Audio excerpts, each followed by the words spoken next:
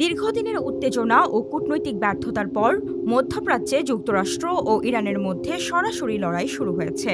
মার্কিন president Donald Trump operation epic Fury ঘোষণা করার পর তেহরান সহ ইরানের বিভিন্ন শহরে হামলা চলছে। একদিকে যুক্তরাষ্ট্র ও ইসরায়েলের বিমান হামলা, অন্যদিকে ইরানের ইসলামী বিপ্লবী গার্ড বাহিনী ক্ষেপণাস্ত্র দিয়ে পাল্টা আঘাত করছে। গ্লোবাল ফায়ার পাওয়ার 2026 সূচক অনুযায়ী 145 দেশের মধ্যে যুক্তরাষ্ট্র প্রথম আর ইরান 16তম স্থানে আছে। যুক্তরাষ্ট্র এবং মধ্যপ্রাচ্যের অন্যতম প্রভাবশালী শক্তি ইরানের সামরিক সক্ষমতার তুলনা করা কেবল সংখ্যার বিচার নয়, বরং এটি দুই ভিন্ন ধরনের যুদ্ধ কৌশলের লড়াই।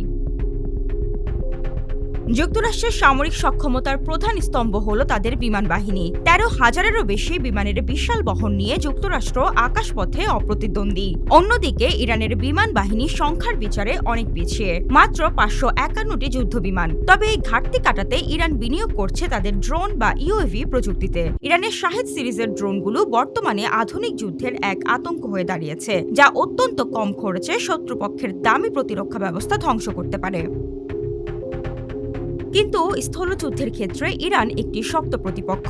ইরানের কাছে আছে প্রায় 1996টি ট্যাঙ্ক এবং 65,000-এরও বেশি সাঁজোয়া যান। বিপরীতে যুক্তরাষ্ট্রের স্থল শক্তি মূলত গুণগত মানের উপর নির্ভরশীল। তাদের 4,650টি আব্রামস ট্যাঙ্ক এবং 3,60,000-এরও বেশি সাঁজোয়া যান পৃথিবীর যে কোনো প্রান্তে দ্রুত মোতায়েন করা সম্ভব।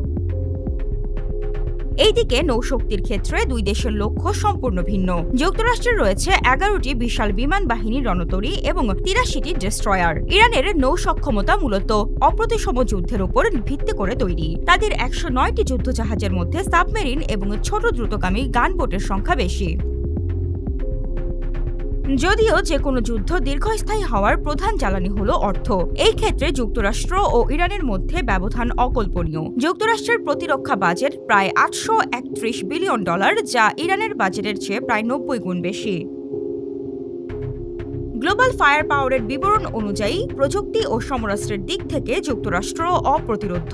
তবে ইরান তার বিশাল ক্ষেপণাস্ত্র ভান্ডার, ড্রোন প্রযুক্তি এবং ভৌগোলিক অবস্থানকে কাজে লাগিয়ে যুক্তরাষ্ট্রকে একটি দীর্ঘস্থায়ী ও রক্তক্ষয়ী যুদ্ধের মুখে ছেড়ে দেওয়ার ক্ষমতা রাখে। এক কথায়, যুক্তরাষ্ট্র যদি হয় অপ্রতিরোধ্য তরবারি, ইরান তবে একটি দুর্ভেদ্য ঢাল।